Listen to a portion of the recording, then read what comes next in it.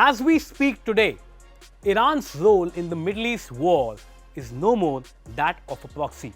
Economic experts and industry believes that a full-blown war between two big powers in the Middle East, Israel and Iran, will have serious economic consequences for the entire world.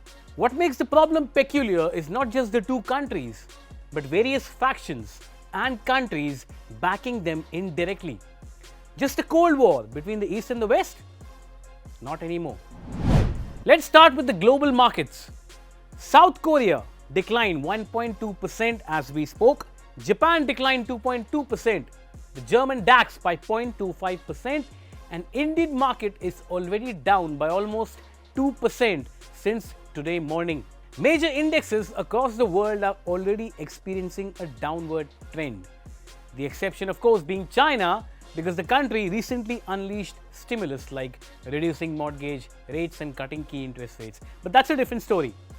The escalating conflict in the Middle East is expected to increase global inflation, introducing fresh uncertainty and challenge to the US Fed Reserve's agenda for rate cuts. Rate cuts which have just begun after almost a 2-year hiatus. An escalating war produces more supply constraints. Supply of goods, oil, gas, which Middle East is a prime supplier. This in turn raises inflation. Like in case of earlier wars like Russia, Ukraine or Gaza, if this new front of war is prolonged, it would jeopardize rate cuts agenda of all the central bankers across the world. Because the Fed will be averse to making the same mistake again. High supply side constraints and low interest rates.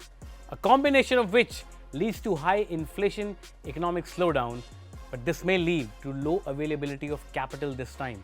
And we have seen how that plays out. Job cuts, low spending, recession. We are not trying to scare you, ladies and gentlemen. This is the reality of the modern world where everything is interconnected. The world is already experiencing a slowdown in one way or another. This war would escalate economic problems for the markets.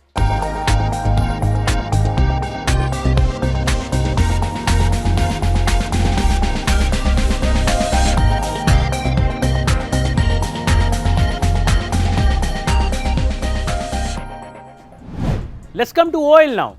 Now, oil prices have risen for the third day on Thursday, with Brent crude rising towards $75 a barrel. A sharp rise in oil prices may hinder central banks' rate cutting trajectory again, as higher inflation could pose challenges to economic recovery. Now, Israel's retaliation towards Iran could include targeting Iranian oil production facilities, among other strategic sites. This was reported by various media outlets. Now, on Wednesday, Iran said its missile attack on Israel was over, barring further provocation.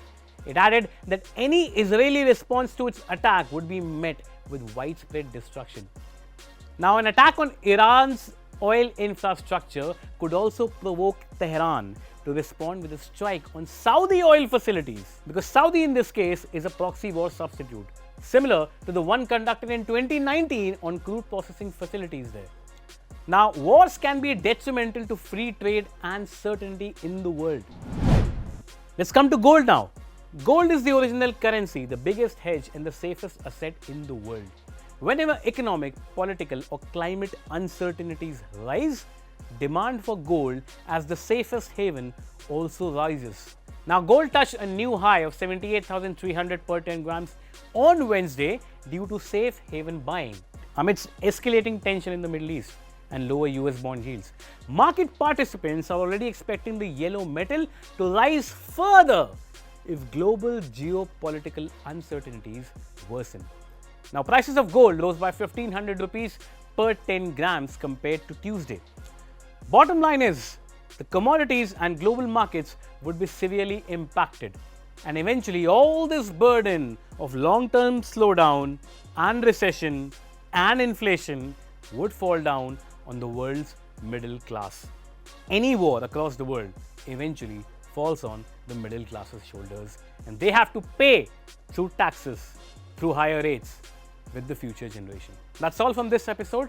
We shall see you in the next episode.